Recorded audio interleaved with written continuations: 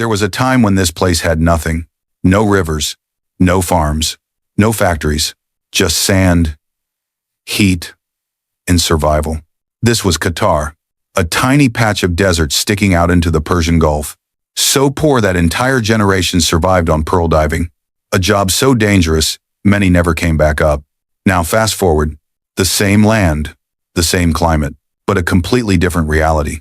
Glass towers scraping the sky. Private jets lined up on the runway. One of the highest incomes per person on Earth. This country didn't just get rich. It leapfrogged the world. And here's where the story gets uncomfortable. Because Qatar wasn't alone. Halfway across the planet, another country hit the same jackpot. Oil. Huge reserves. Global demand. Easy money. Venezuela. Once the richest country in South America. Once richer than many European nations. Once seen as unstoppable. Today, empty supermarket shelves. Hyperinflation. So extreme prices change by the hour.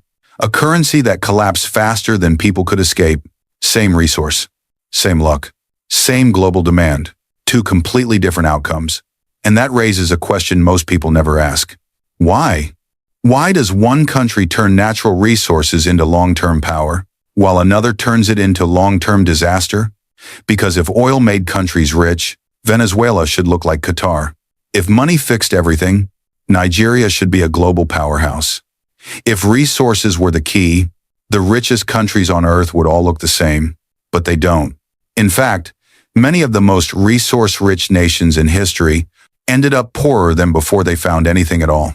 So no, this is not a story about oil, and it's not a story about gas. It's not even a story about Qatar. This is a story about decisions. Decisions made quietly. Decisions made early. Decisions made before the world was watching. Because here's the truth nobody likes to admit. Wealth doesn't come from what a country has.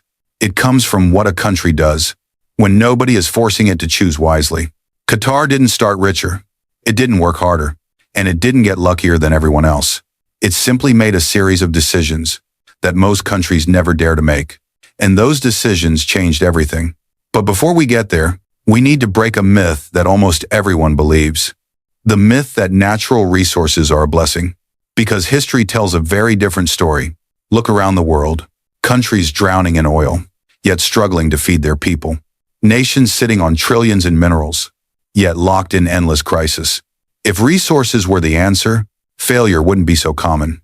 So what separates the countries that win from the ones that collapse? It's not democracy versus dictatorship. It's not culture. And it's definitely not morality. It's something far more uncomfortable. Timing, discipline, and the ability to say no. Even when the money is pouring in. Qatar said no, when others said yes.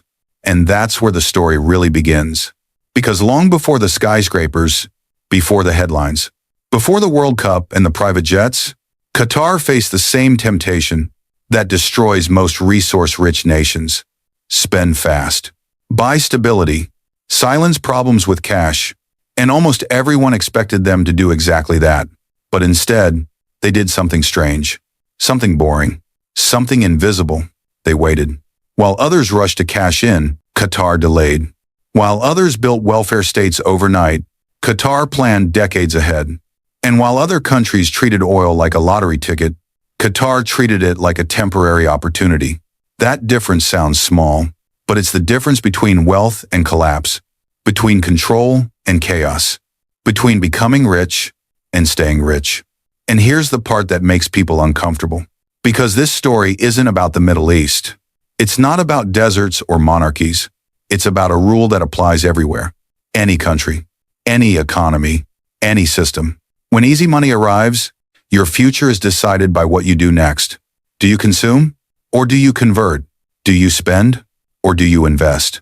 Do you chase popularity? Or do you build leverage? Most countries fail this test.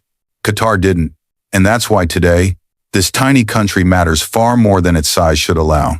Not because it's powerful, but because it's unavoidable. Energy markets depend on it. Financial capitals are tied to it. Global diplomacy quietly runs through it. All built from a place that once had nothing. So the real question isn't how Qatar got rich. The real question is, why didn't everyone else do the same? Because the answers to that question don't just explain Qatar. They explained Venezuela, Nigeria, Iraq, and every country that believed money alone was enough. And once you see the pattern, you can't unsee it. So before we talk about gas fields, before we talk about investments, before we talk about power, we have to ask one simple question. What did this tiny country do differently when the rest of the world made the same mistake? Because the difference between success and failure was decided long before anyone realized what was at stake. And once that decision was made, there was no turning back. There is a belief so deeply embedded in modern thinking that almost nobody questions it anymore. The belief that oil makes countries rich. It sounds logical, almost obvious. You find oil. The world needs oil. Money flows in. End of story. Except history refuses to cooperate. Because if oil truly created wealth, the map of rich countries would look very different. And this is where the myth starts to crack. Let's rewind for a moment. In the 20th century, oil was the most powerful economic discovery in human history. It fueled wars, built empires, powered the modern world. Countries that discovered oil were supposed to win the lottery. But when you zoom out, something strange appears. For every country that turned oil into lasting prosperity, there are several others that collapsed under its weight. The question isn't whether oil is valuable. The question is why oil destroys so many countries, while elevating only a few. Because Qatar wasn't the first to strike oil, and it definitely wasn't the biggest. Across the Atlantic, another country discovered oil decades earlier. Much earlier, Venezuela. By the mid-20th century, Venezuela wasn't just wealthy. It was a model. Its capital looked modern. Its currency was strong. Its living standards rivaled Europe. In the 1950s, Venezuelans traveled freely, invested abroad, and watched other nations struggle while they thrived. This was a country that had everything going for it. Massive oil reserves, strong global demand, easy access to international markets. At one point, Venezuela was exporting more oil than almost anyone else on earth. If oil makes countries rich, this should have been the end of the story. But it wasn't. Fast forward, and what you see today feels unreal. Shelves with nothing on them. Families waiting hours for basic food. A currency that lost value so fast. People weighed banknotes instead of counting them. A nation once wealthy enough to fund the future, now struggling to survive the present. Same oil, same global demand, different result. So let's be clear about something. Venezuela didn't fail because it lacked resources. It failed after it found them. And that's not an isolated case. Let's move across the Atlantic again. Nigeria, Africa's largest oil producer, trillions of dollars in natural wealth beneath the ground. For decades, oil money poured in. And yet, Nigeria still struggles with unstable infrastructure, persistent poverty, economic volatility. Oil didn't fix those problems. In many ways, it amplified them. So now we have three countries on the table. Qatar, Venezuela, Nigeria. All discovered oil. All had access to global markets. All experienced massive inflows of money. And only one emerged stronger. That should make you uncomfortable. Because the popular story says resources determine destiny. But reality tells a harsher truth. Resources don't decide success. They expose decisions. Oil doesn't make countries rich. Oil removes excuses. It accelerates whatever system already exists. Strong institutions get stronger. Weak systems collapse faster. And this is where the myth truly dies. Because oil is not wealth. Oil is pressure. Pressure reveals what a country really is.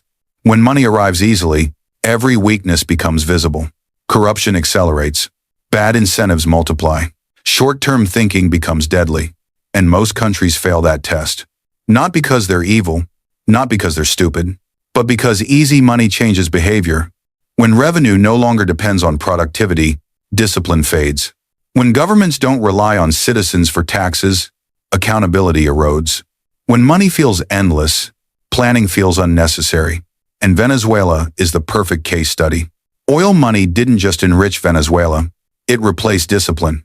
The government spent to buy stability, subsidized everything, promised everything, and for a while, it worked.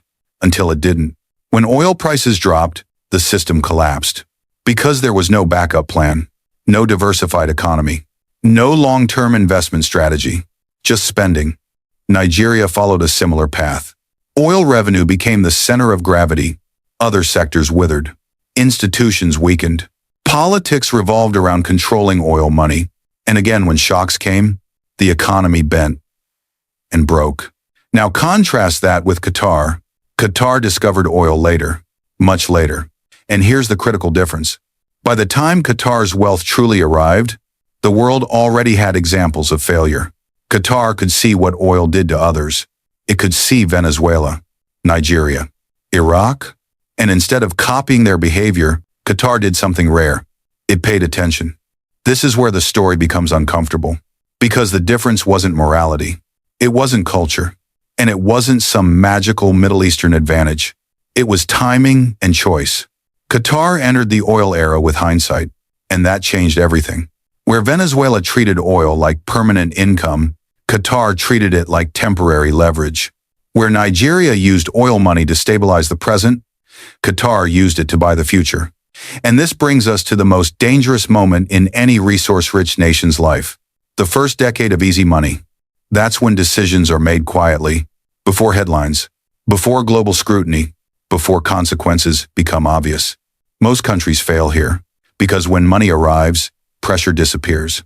Hard choices get postponed. Structural reforms get delayed, and the temptation to spend becomes overwhelming. Qatar faced that same temptation. And this is the part nobody talks about. Qatar could have spent everything.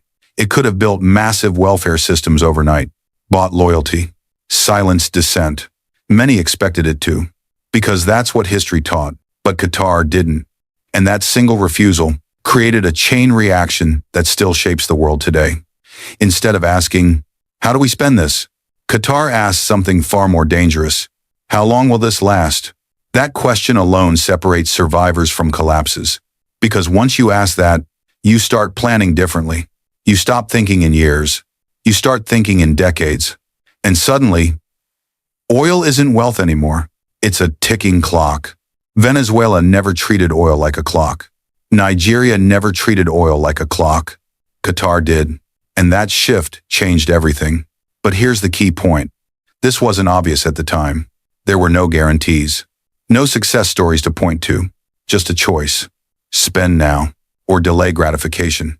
Buy short-term stability, or build long-term leverage. Qatar chose leverage, and that decision came with risk. Delaying spending creates pressure. It creates discomfort. It forces leaders to say no, when saying yes would be easier. Most governments can't do that, because saying no is politically expensive. And here's where many viewers misunderstand the story. This wasn't about authoritarianism. Plenty of authoritarian regimes failed with oil. This was about discipline under abundance. That's a rare skill, and it's why oil destroys more countries than it saves, because abundance is harder to manage than scarcity. Scarcity forces discipline. Abundance tempts waste. Qatar resisted that temptation at a moment when almost everyone else failed. And that brings us back to the myth. The myth that oil makes countries rich. Oil doesn't create success. It magnifies whatever decisions a country is already making. Qatar made disciplined decisions early. Venezuela made popular ones. Nigeria made fragmented ones. And history recorded the outcome. So when people ask, how did Qatar get rich? They're asking the wrong question. The real question is, why didn't others do the same? Why did so many countries, with the same opportunity, make the opposite choice? Because the answer reveals something deeper, something uncomfortable. Success is rarely about intelligence or resources. It's about restraint. And restraint is invisible. It doesn't make headlines. It doesn't feel heroic, but it compounds. And in Qatar's case, one early decision set everything else in motion. A decision made long before skyscrapers, long before private jets, long before global influence. A decision that most countries never dare to make. And once that decision was made, everything that followed became inevitable. By the time oil money starts flowing, most countries believe they've already won. The hard part feels over. The future feels secured, and that's when the illusion begins. Because money creates confidence, and confidence creates shortcuts. Across history, the same assumptions appear again and again. Regardless of culture, religion, or political system. 3 beliefs, all intuitive, all dangerously wrong. The first illusion is the simplest one. More money equals development. It feels undeniable. More revenue means better schools, better roads, better hospitals. At least, that's the theory. But money doesn't build institutions. It only funds them. And if the institutions are weak, money doesn't fix the problem. It magnifies it. Nowhere is this clearer than Iraq. Iraq didn't just have oil. It had enormous oil. Trillions of dollars flowed into the country over decades. In theory, Iraq should have been unstoppable. Instead, it became a case study in what happens when wealth arrives faster than systems can handle it. Oil money poured in, but institutions didn't mature alongside it. The result wasn't development. It was distortion. Money concentrated power instead of distributing opportunity. It fueled patronage networks instead of productivity. It rewarded loyalty instead of competence. And when revenue is disconnected from performance, the system stops learning. Iraq didn't lack money. It lacked structure. Which brings us to the second illusion.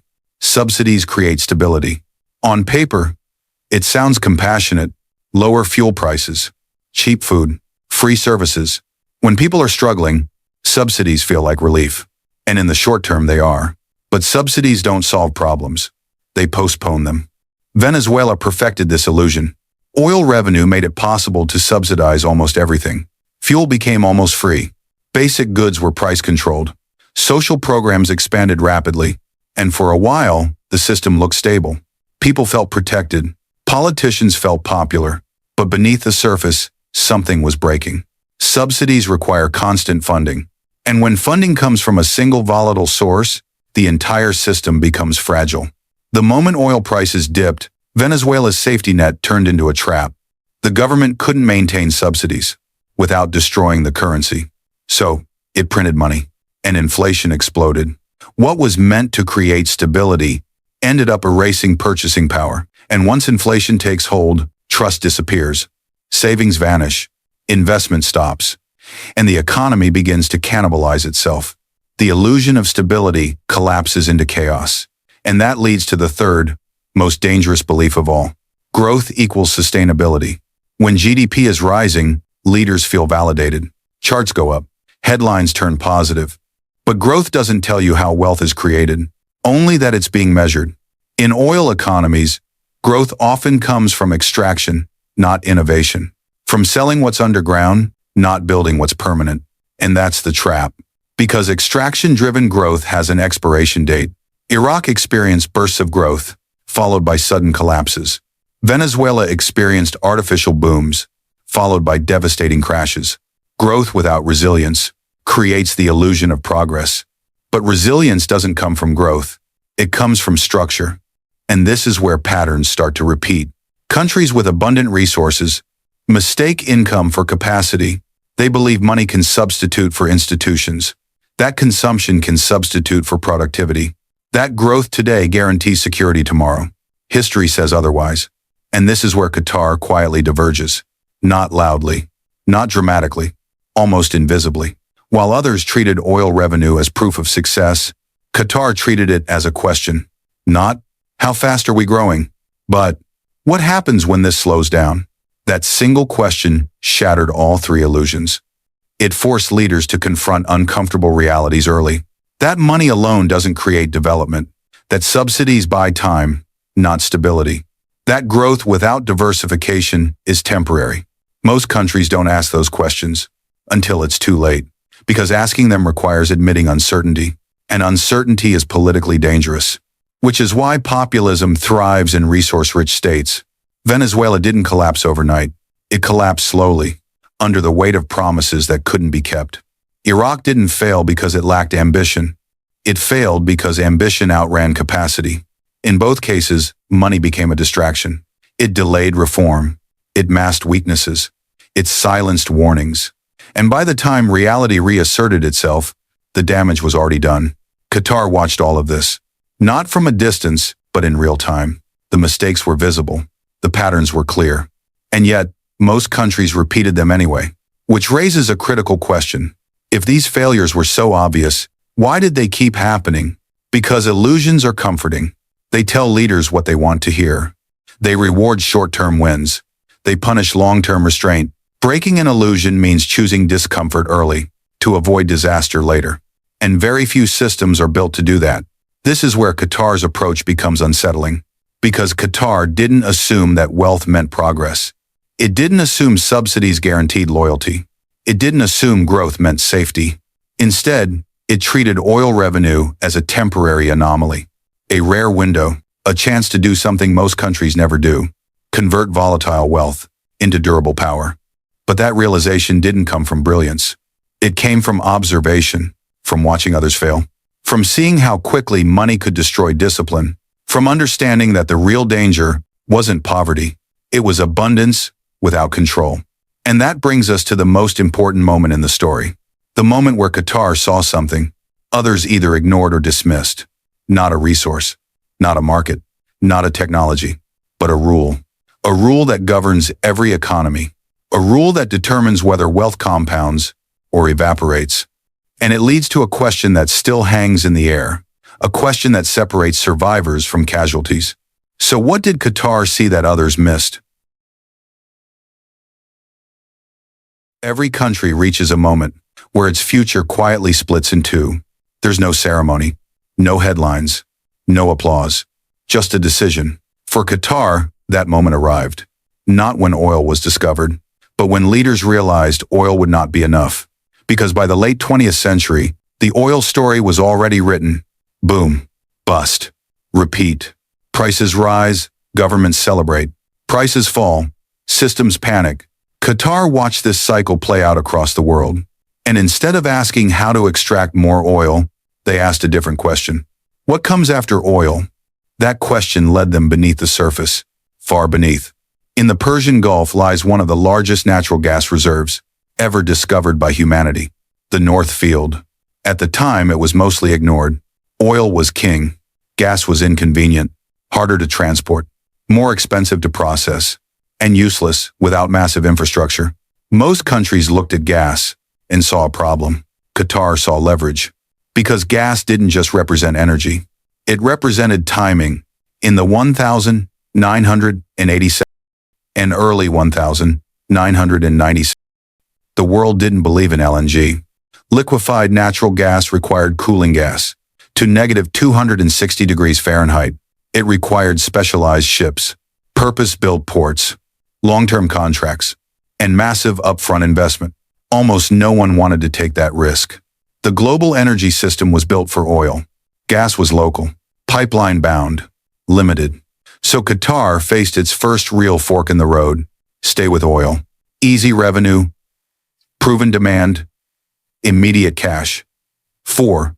In Section for 7, or invest billions into an unproven global gas market that might never materialize.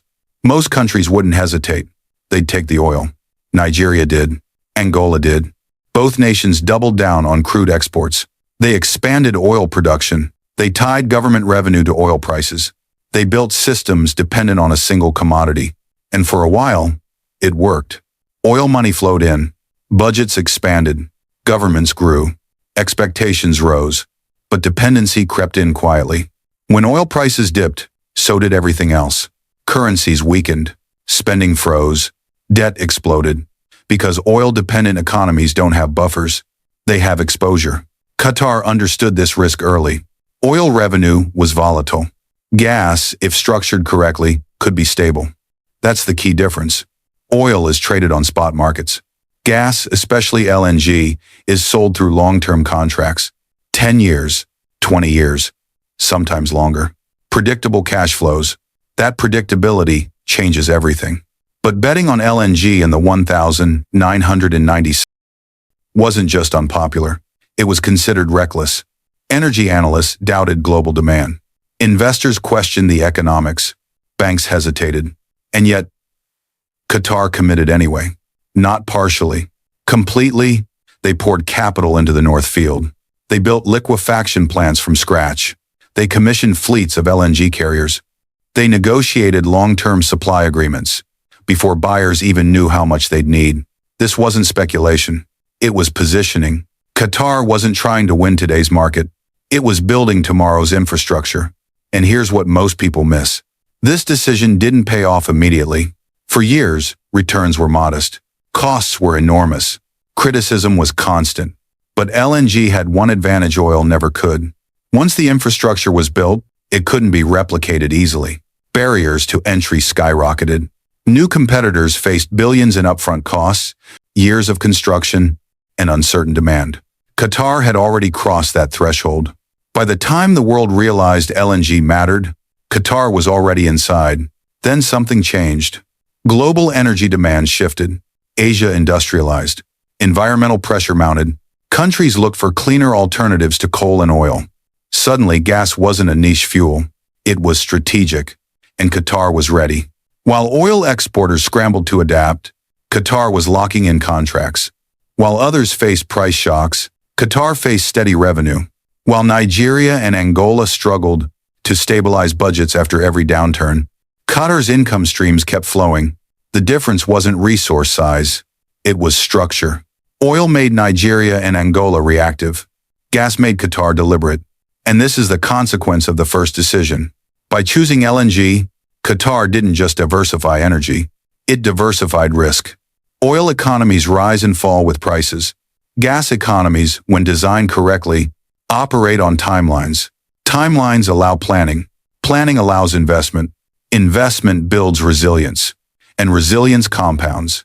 Qatar didn't eliminate volatility entirely, but it reduced exposure when others doubled down on it. And here's the most important part. Energy was never the end goal.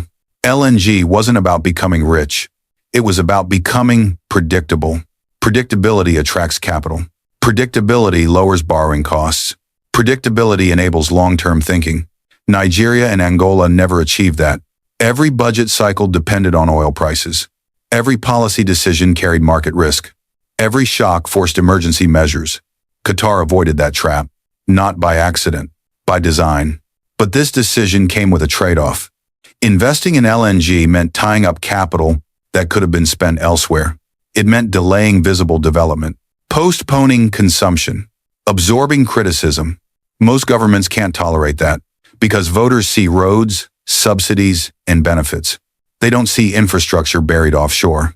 Qatar accepted that invisibility because they weren't optimizing for popularity. They were optimizing for control.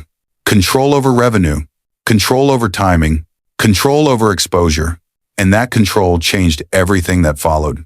But this is where many people misunderstand the story. Choosing LNG didn't make Qatar rich. It made Qatar stable. And stability is only the first layer. Because energy revenue, no matter how well structured, is still energy revenue. It's still finite, still external, still dependent on global demand. Which brings us to the next uncomfortable truth.